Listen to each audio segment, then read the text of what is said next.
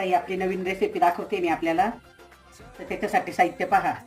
1 वाटी रवा, अर्धी वाटी दही, मिरचीचा ठेचा, मिरची, लसूण आणि जिरे त्याच्यात घातलेले, कोथिंबीर, मीठ, साखर, हिंग.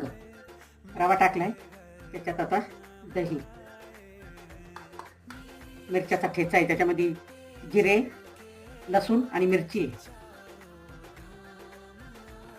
मीठ आणि साखर कालवून घ्यायचं पाणी टाकून.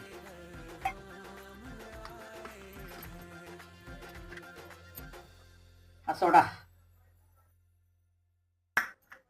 थोडं पाणी टाकायचं सोड्यावर, थोडंसं तेल टाकायचं, थोडा किंचित हिंग टाकायचा,